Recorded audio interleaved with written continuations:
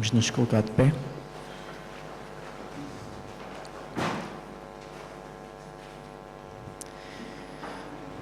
Querido bom e amado Pai, Senhor, quero-te agradecer por todas as dádivas que Tu nos dás, por tudo o que Tu fazes por nós, Senhor.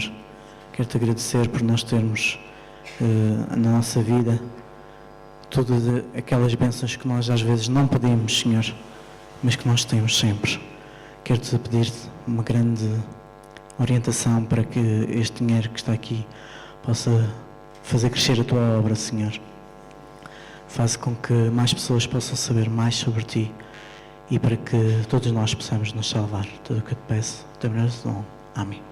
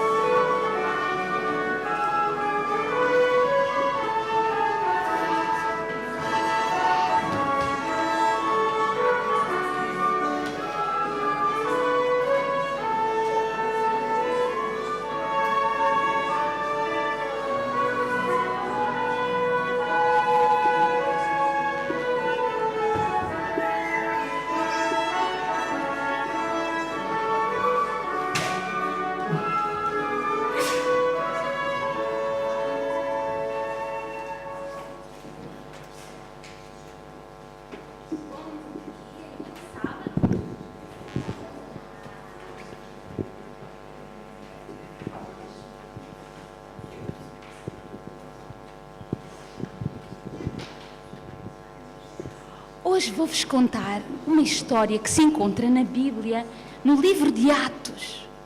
Passou-se há muito tempo atrás, mas depois de Jesus já ter vivido aqui na Terra e Jesus tinha subido ao céu.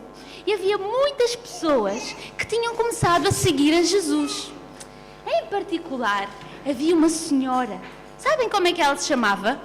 Ela chamava-se Tabita. Mas o nome mais conhecido dela não era bem Tabita. O nome mais conhecido era Dorcas. E a Dorcas tinha uma casa muito bonita. Querem ver a casa de Dorcas?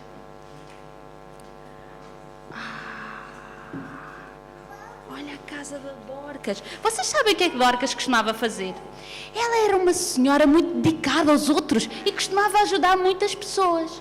Então, ela lá na sua casa, ela passava horas e horas costurando, fazendo roupas, recolhendo alimentos para dar às pessoas que necessitavam. Sabem que eu acredito que nascia o sol e ela lá estava costurando lá na sua casa. E vinham muitas pessoas para receberem as roupas que a Dorcas fazia. Pessoas que precisavam, que estavam tão necessitadas. E elas ficavam todas muito sorridentes, muito contentes. Eu acredito que o sol se escondia e à noite aparecia o quê? A lua. E Dorcas estava a fazer o quê? Costurando, fazendo mais roupas. Muitas pessoas, muitas, eram ajudadas. E elas diziam assim: obrigada, Dorcas, obrigada por conheceste esse Jesus tão maravilhoso e Ele tocou o teu coração para nos ajudar. Só que houve um dia, a Dorcas começou a não conseguir costurar mais. Ai, eu estou-me a sentir tão cansada, tão doente. E ela começou a ficar lá na caminha dela. Olha, ela punha-se lá na caminha, não conseguia. E algo que todas as pessoas temiam aconteceu. Eles foram falar com Dorcas: Dorcas, tu estás bem? E tentavam cuidar dela, mas sabem o que aconteceu? Quando uma pessoa está muito, muito doente e que não há mais cura, ela deixou de respirar. E quando as pessoas deixam de respirar, o que é que acontece? Morrem. A Dorcas morreu.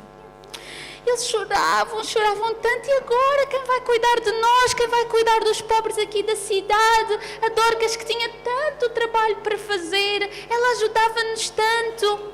Então alguém teve uma ideia. Eu ouvi falar. Veio um senhor. Eu ouvi falar que ali na cidade ao lado, na cidade de Lida, está lá um discípulo de Jesus. E sabem o que é que ele fez lá?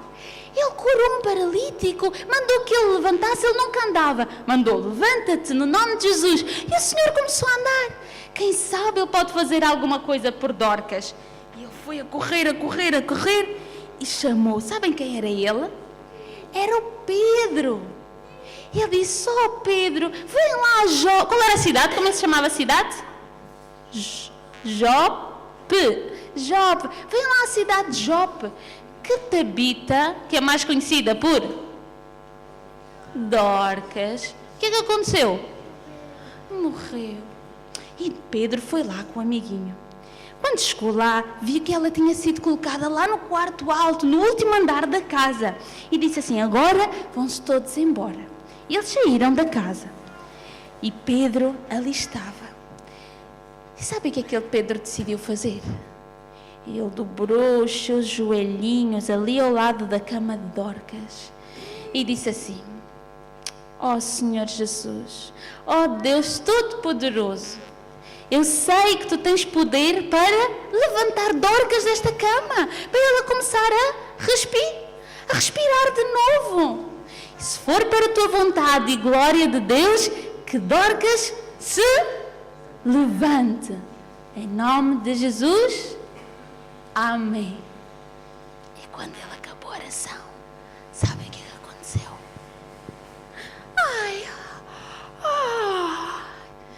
Ele levantou-se, a Dorcas levantou-se da cama, disse: "Olha, quem és tu? És o Pedro? Eu estava tão doente e agora estou tão boa. Agora vou continuar a ajudar muitas pessoas e a contar a todos o que Deus fez por mim." Vocês sabem que a oração tem muito poder. Quem costuma orar? Quem costuma fazer a oração? E vocês sabem que quando nós oramos, o que é que acontece? Sabem o que é que acontece quando nós oramos? Há um anjo, o vosso anjo da guarda, ele está lá a ouvir a vossa oração. Ele ouve tudo o que vocês dizem. E quando vocês dizem, no fim da oração, o que é que se diz? Amém. O anjo abre as asas. Vou, muito rápido, muito rápido, muito rápido. E vai contar a quem? A Deus e a Jesus. E Jesus prontamente ouve a oração de todas as crianças, de acordo com aquilo que Ele sabe que é o melhor para todos nós. Então vocês têm uma responsabilidade muito grande, sabiam? Sabiam que têm uma responsabilidade muito grande? Porque há muitas pessoas que estão à nossa volta, tal como Dorcas, que precisam das nossas orações. E se nós orarmos por ela, o Senhor pode fazer grandes milagres. Milagres acontecem. Vamos ver esses milagres acontecer?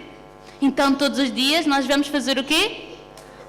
Orarmos ao nosso Deus. E agora eu quero fazer um desafio. Sabem o que é que nós vamos fazer agora? Vamos fechar os nossos olhinhos e vamos orar para que Deus nos ajude a ter uma vida de oração. Todos os dias, em cada momento, a gente pede: Jesus, ajuda-me no teste, ajuda-me com este amiguinho, ajuda-me a ser boa pessoa, ajuda-me a obedecer. E o Senhor vai operar grandes milagres na vida de cada um de nós. Então vamos orar? Vamos? Algum menino quer fazer a oração? Queres orar? Então vem cá. Então vamos pedir a Deus para termos uma vida de oração. Está bem? Abençoa os pais, o Jesus, a tudo. Amém. Amém. Todos nós possamos sempre pedir ajuda ao nosso Jesus. Então agora vamos para o nosso lugar e ouvir o que o irmão Noé tem para nos contar. Está bem?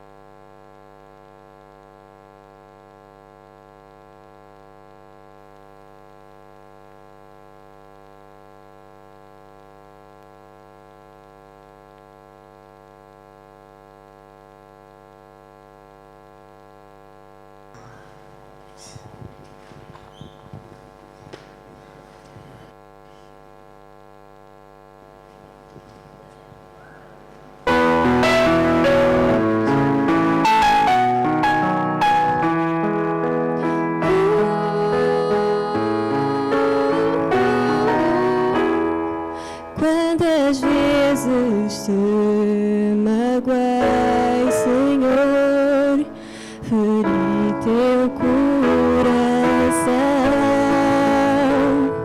Te neguei perante o mundo, desprezei a tua cruz. Mesmo assim, eu posso crer no perdão ao ouvir tua voz a dizer: vinde a mim. Eu nunca mudei, como um pai eu sempre estou a te esperar. Dos teus erros não me lembro, teus pecados perdoei.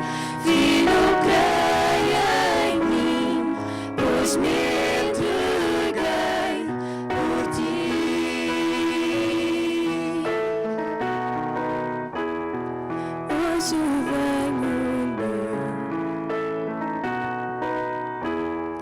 Hoje venho me render, Senhor, entregar tudo o que sou. Dá-me um novo e puro coração. Quero ser fiel a ti. Se eu cair, posso confiar que me vês ao ouvir tua voz a dizer: vinde a mim. Eu nunca mudei, como um pai eu sempre estou a te esperar. Dos teus erros não me lembro, teus pecados perdoei. Filho, creia em mim, pois me entreguei por ti. E mesmo quando escolher me afastar de ti, eu clamo, Senhor, ajuda-me a ouvir tua voz. Vinde a mim, eu nunca mudei. Como um pai eu sempre estou a te esperar. Vinde a mim, eu nunca mudei.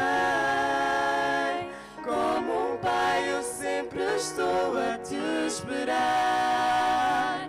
Dos teus erros não me lembro, teus pecados perdoei.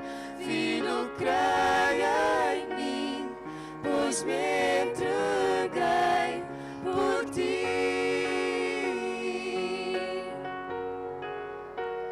Como um pai eu sempre estou a te esperar. Dos teus erros não me lembro, teus pecados perdoei. Filho, creia em mim, pois me entreguei por ti.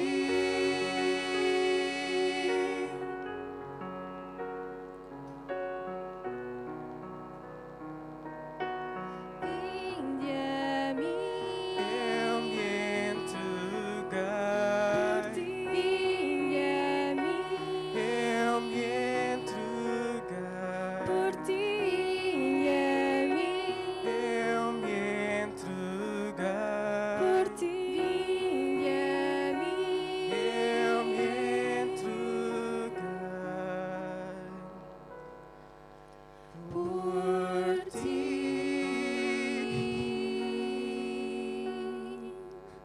Amém. Amém.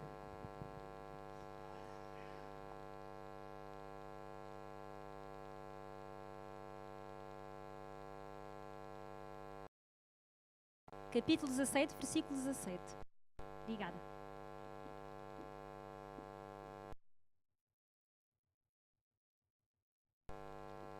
Muito bom dia a todos os irmãos presentes, as nossas visitas e todos os que nos acompanham.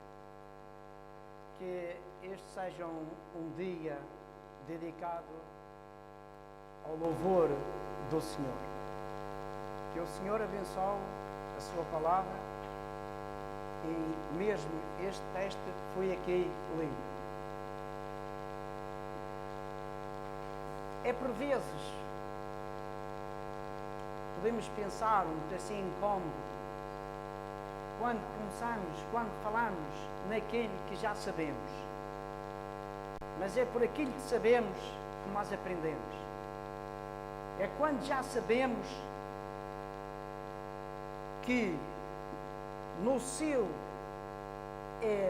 efetivo, tudo o que usamos em cima desse, que partimos para o outro conhecimento.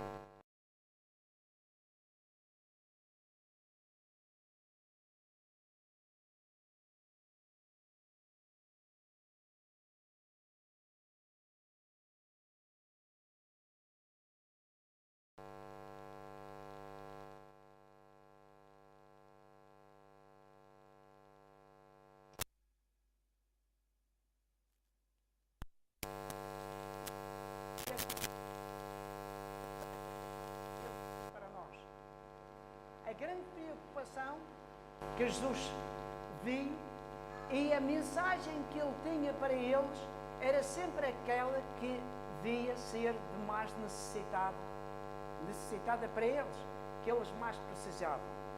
O que havia nesse momento, pouco antes dele ser entregue para ser julgado, e ele falando para os discípulos anteriormente, ele abre-se a Deus, o seu Pai, em oração e começa a rogar por aqueles que estavam presentes com ele. Pedir para que eles se compreendessem que fossem um como ele era um com o Pai. Pedi que Deus não os tirasse do mundo, mas que eles livrasse do mal, das grandes más consequências do mundo. Tudo foi um pedido que ele, resumindo numas palavras, chegar a este texto em que ele diz: Pai, santifica-os na verdade. Santifica-os na verdade. Foi aquelas palavras que Jesus pediu ao Pai a favor daqueles discípulos e em nosso favor. A verdade preciosa, essa verdade preciosa que é santificadora na sua influência. Era sobre essa verdade que Jesus dizia para serem santificados. Era aquela verdade que era e será sempre santificadora na influência daqueles que buscam esta verdade na pura sinceridade. E isto porque, irmãos, a santificação da alma só pode ser feita pela operação da palavra, que é a verdade, e pela operação do Espírito Santo, que pode existir aí, e existirá a implantação da natureza de Cristo na humanidade. Dizemos natureza de Cristo na humanidade, porque na verdade é esta situação que toda a humanidade precisa desta natureza de Cristo para receber uma legítima santificação. E não esqueçamos que toda a essência do pedido de Jesus era que eles fossem guardados do mal, da má assistência existente no mundo, e que fossem santificados através da verdade. Agora, Jesus a falar para os discípulos, a ensinar aos discípulos aquilo que eles ouviam, mas então a verdade. Noutra altura, Jesus identificou-se como sendo a verdade. Ele identifica a sua palavra como sendo a verdade. Mas Jesus Cristo não os deixa assim, de qualquer maneira, numa conjectura de ideias, o que é esta verdade. Ele mesmo adianta-se, porque a tua palavra é a verdade. Justificando assim que a tua palavra é a verdade. A palavra de Deus é a verdade. É sob essa verdade que nós estamos, que nós precisamos trabalhar, precisamos ser orientados por essa verdade e não os pensamentos humanos. Esta é a verdade que nós apresentamos na palavra de Deus. E isto é só a verdade. A verdade é a tua palavra. A verdade é aquilo que o Senhor ensinou aos discípulos e continua a ensinar até hoje e até que Ele deixe o santuário celestial, que deixe de interceder pelo homem, pela alma existente neste mundo. Irmãos, nós temos aqui uma mensagem que é muito conhecida, é verdade. Mas o ser santificado na verdade, como é possível ser santificado na verdade? Jesus Cristo vivia uma certa preocupação a olhar para aqueles homens, tanto mais que anteriormente, e isso vimos na lição desta semana, no capítulo 5 do São João, em verso 39, lemos e estudamos essa parte.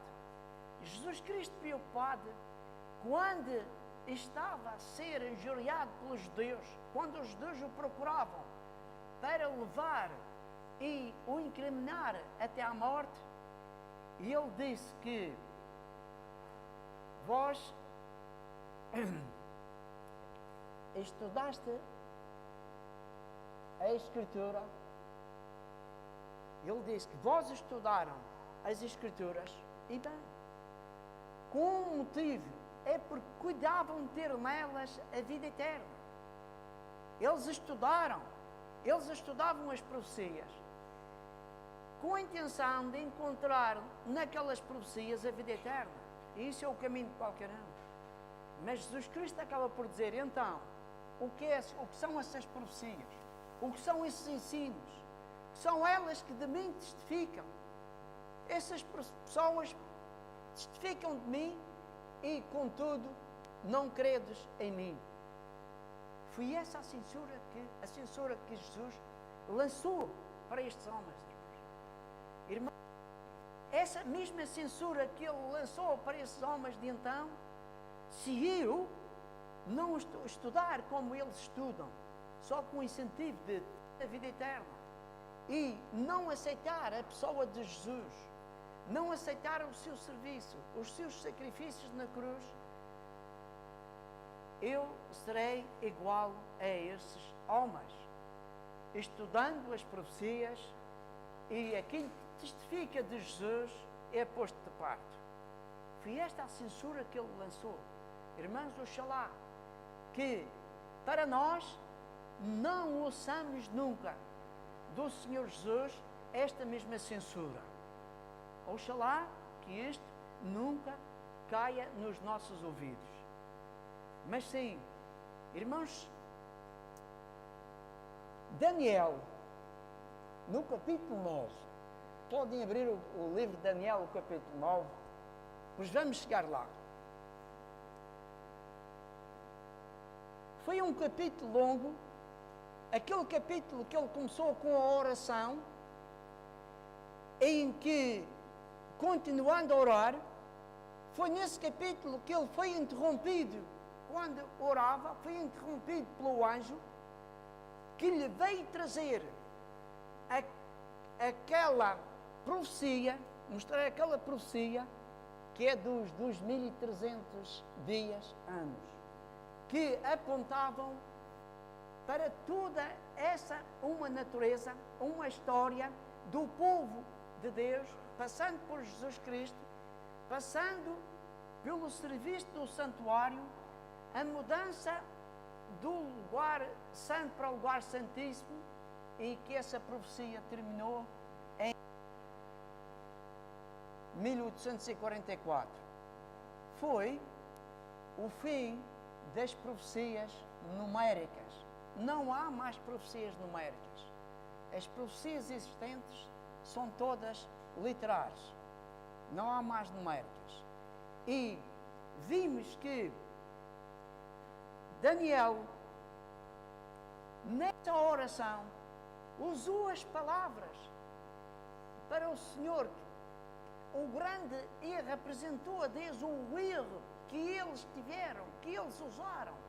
E ele, olhando à história do povo de Israel, do povo de Judá, antes deles serem levados para a Babilónia, é nessa história que ele é elucidado e tem o conhecimento também correto dos 70 anos de cativeiro em Babilónia. Mas ele lamenta muito a situação que aconteceu com aquele povo, em especial com Jerusalém, com a cidade de Jerusalém. E nós vamos ler só no versículo 13 do capítulo 9, vejam o que é que Daniel diz. Daniel diz o seguinte: que como está escrito na lei de Moisés, tudo aquele mal nos sobreveio. Aquele mal sobreveio, e isso já está escrito na lei de Moisés.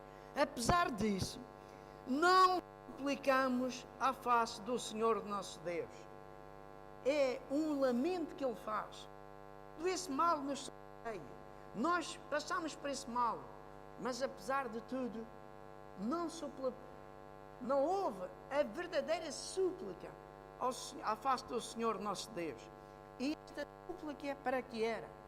Que todos, para que nos convertêssemos das nossas iniquidades e para que suplicássemos a nossa vida do Senhor e nos aplicássemos todos à tua verdade. Ele reconheceu que houve um grande mal, a ausência da oração, que este povo negligenciou, entrou num caminho que não devia ter entrado, esqueceu-se da lei e rejeitou os conselhos da lei. E agora nem as suas orações para com o seu Deus se eles usaram, que deviam ter usado. É o que o salmista, que o Daniel diz, deviam ter usado, suplicado ao Senhor, para que todos fossem convertidos ao Senhor.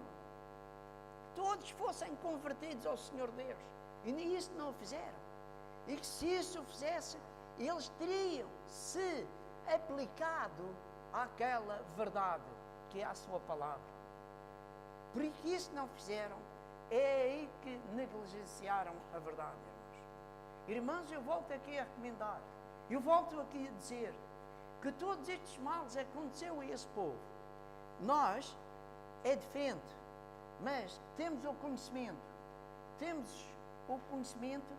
direto da justiça de Deus, daquilo que é a justiça de Deus, dos caminhos que o Senhor dá a todo o povo e a direção que temos a seguir é a verdade. E a verdade é estudar na sua palavra aquilo que o Senhor tem para que possamos compreender e nos convertermos ao Senhor. Isto é uma coisa muito fácil. É uma grande necessidade que o povo de Deus tem nesta terra. Digamos mais, o que é que aconteceu quando Jeremias, conhecemos que Jeremias foi aquele profeta que foi muito maltratado, muito perseguido pelo povo judeu, antes de eles serem exiliados para a Babilónia. Mas que no seu livro de Lamentações, podemos dizer que é esse grande livro poético que Jeremias escreveu, ele contou a história do Senhor ao Senhor, contou nos seus lamentos apresentou a bondade do Senhor. E ele termina esse livro de uma tal maneira, muito especial. Podemos ver Lamentações de Jeremias, capítulo 5, e verso 21. Lamentações de Jeremias, capítulo 5, e verso 21. Em que ele faz uma súplica. Este último capítulo, capítulo 5 de Lamentações, é a sua oração final. Não esqueçam. É a sua oração final que ele faz a Deus. E trazendo as suas recordações. Em que diz, no verso 21 do capítulo 5, converte-nos, Senhor, a Ti, e nós nos converteremos. Renova os nossos dias como dantes. Irmãos, se nós, uma vez conhecendo-nos, olhando para nós, sentindo a nossa diferença, estudando a palavra, podemos ver a nossa diferença e chegaremos a esta conclusão, que todos precisamos ser convertidos ao Senhor. Todos precisamos de sermos convertidos ao Senhor. E esta conversão, irmãos, é como o Senhor Jesus santifica-os na verdade, que a tua palavra é a verdade. E esta santificação tem que passar antes por uma justificação. Tem que ser justificados pela verdade. E esta justificação tem que ser antecedida de uma conversão. Conversão, arrependimento, para receber uma justificação. Depois virá a santificação, que será uma santificação nunca completa, mas sim para toda uma vida.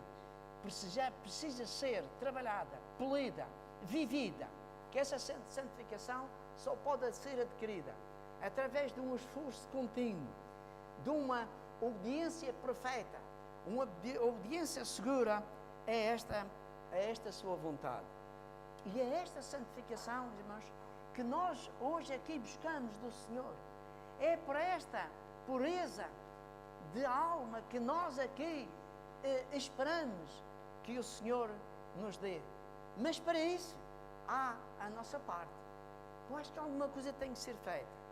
E também passamos nas palavras da escola sabatina de hoje, aquelas palavras de Pedro. 1 de Pedro, o capítulo 1 e verso 22, em que Pedro exorta aquele povo, e ele estava a escrever mais especial para o povo judeu, exorta aquele povo a que se submetessem a uma legítima e correta santificação no Senhor. Precisavam ter uma justa e pura santificação no Senhor. Ele vem dizendo que as nossas almas precisam ser purificadas. Como podem ser purificadas as nossas almas? Será que se pode purificar uma peça sem que passe se haja uma limpeza? Será que se possa limpar qualquer peça? Uma ocasião foi feita aqui exemplificação de que o ferro em bruto precisa de passar por muitas reformas para ser o ferro especial. E hoje falamos muito no ferro galvanizado, que é uma proteção para resistir ao tempo e suportar e ter mais durabilidade. Dizemos que o ferro primeiro de uma lavagem. Depois de enxuto passa por outro para limpar tudo o que é ferrugem. E ainda passa por outro para uma secagem especial. Tem que estar bem seco, bem limpo, seco. E então aqui entra no outro caldeirão, que é onde vai passar pela galvanização, uma alta temperatura. E isso apanha uma galvanização para ficar um ferro sólido e resistente, irmãos. Nós precisamos purificar as nossas almas. E Pedro diz que purificando as vossas almas na obediência, o quê? À verdade. As nossas almas, para serem purificadas, têm que ser através da obediência à verdade. Nós vimos o que é a verdade e a palavra de Deus. E a sua palavra, pela qual nós aprendemos e é-nos dado o conhecimento dessa obediência à verdade. Irmãos, São Paulo também teve esse grande cuidado. São Paulo cuidou muito disso. Em 1 Tessalonicenses, no capítulo 4, 1 Tessalonicenses 4, e versos 3, 4 e 7, ele diz, falando também daquele trabalho para uma pureza e santificação, ele diz o seguinte, no verso 3 do capítulo 4 de 1 Tessalonicenses, esta é a verdade, a vontade de Deus, a vossa santificação, que vos abstenhais de toda a impureza, de tudo o que há impuro, que cada um de vós saiba possuir o vaso em santificação e honra.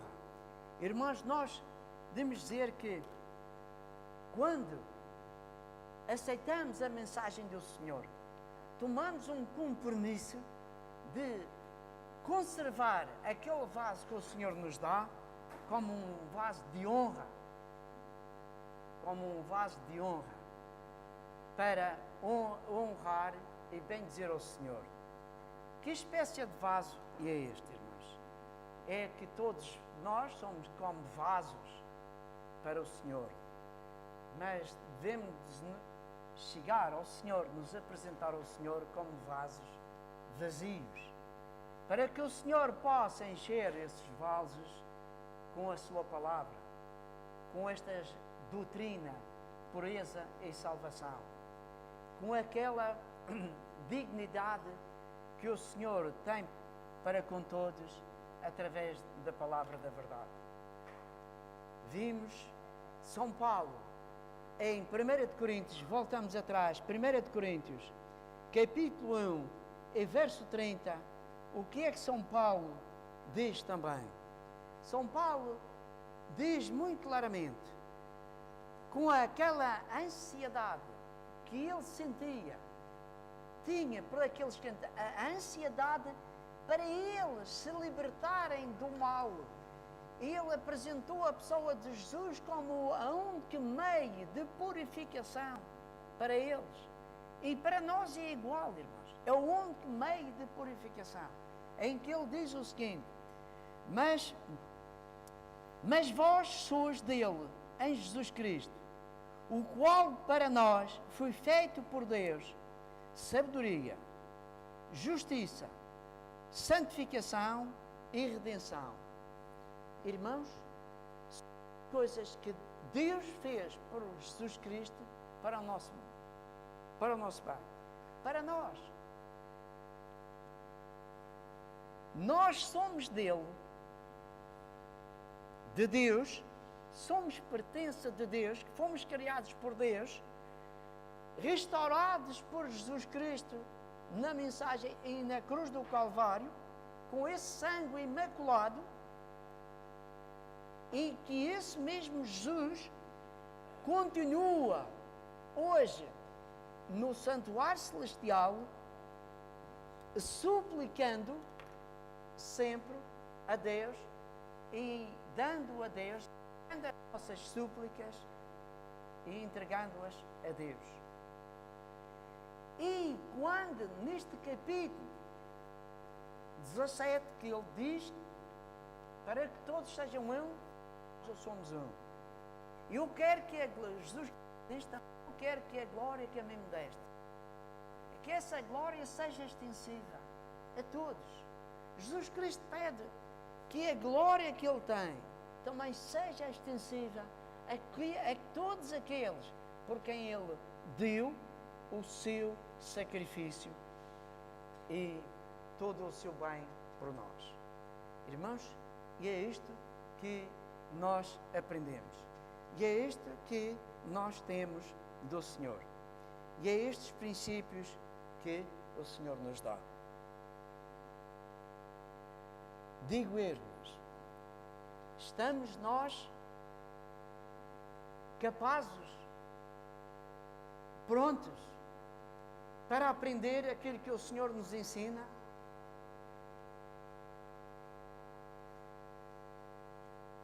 Ou já estamos naquela situação muito completos? Irmãos, com toda esta mensagem que o Senhor nos dá, isto é motivo e razão para todos sermos aprendizes na sua palavra. É razão para sermos todos aprendizes da sua palavra.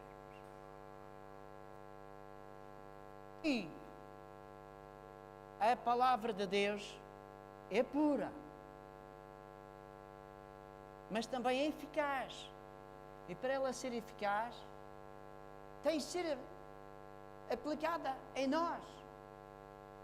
Tem de haver ação, senão não é eficaz. Irmãos, eu sei que às vezes pode não ser entendido por todos, mas todos aqueles que ensinam também aprendem. E aqueles que aprendem, ninguém pode aprender desde o princípio básico sem ser corrigido. Todo aquele que aprende passa pela correção. Tudo é corrigido, porque senão não consegue aprender. E a palavra de Deus também tem isto. Tem um ensino, tem a orientação, tem a correção, e ainda bem que nos ensina, é a diferença, a minha diferença para a vontade do Senhor. E quando São Paulo diz a Timóteo que toda a Escritura, uma vez divinamente inspirada, o capítulo 3 e verso 16, toda a Escritura divinamente inspirada é muito proveitosa. É proveitosa para ensinar, para orientar e para corrigir a injustiça. E é isto que nós precisamos, irmãos. Nós precisamos nos submeter a todo este ensino. Quando Jesus Cristo faz o convite, vinde a mim, todos os que estáis cansados e sobrecarregados, ou seja, oprimidos, há uma maneira. Ele não convida para Jesus, vinde a mim. Mas não é isso só. É que há um convite especial, vinde a mim e aprendei de mim. Todos temos de aprender. Irmãos, que este livro que é a Santa Escritura, a Bíblia Sagrada, e é o livro que nos projeta, é a palavra de Deus, e que nos projeta bem esta essência da salvação. A palavra de Deus é o meio pela qual deve ser realizada a nossa santificação. Não há outro meio, irmãos. É da maior importância, portanto, que todos nos familiarizemos com esta palavra. É importante, irmãos. Se aceitamos o sacrifício de Cristo, aceitamos a sua palavra, aceitamos o seu conselho. Se aceitamos o sacrifício de Cristo, aceitamos presentemente o grande trabalho de intercessão que o Senhor faz por nós. Que é caso para dizermos todos amém. E se aceitamos tudo isto, aceitamos o seu sacrifício na cruz. Irmãos, o meu desejo é que cada um possa olhar para si, olhar para a palavra, para estes conselhos e aprender e saber aonde está. Eu dou-vos aqui um conselho, um pouco, talvez, filosófico, mas lembre-se sempre que nós precisamos de aprender a aprender. Precisamos de aprender a aprender. Que o Senhor nos ajude e nos abençoe e dê bênção. Muito obrigado.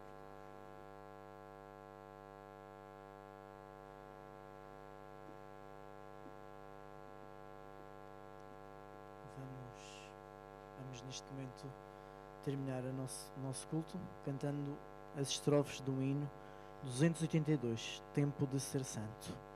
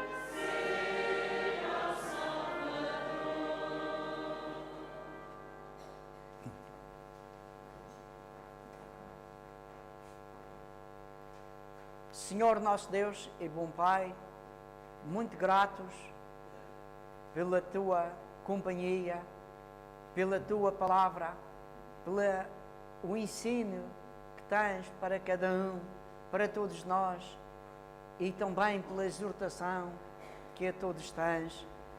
Senhor, abençoa todo o povo nesta terra, que todos possam olhar para Ti, para o Senhor Jesus, o Seu grande sacrifício, e entender, compreender, aprender estas palavras de vida para a vida, e que todos possamos purificar as nossas almas através da obediência à Tua vontade, à Tua palavra.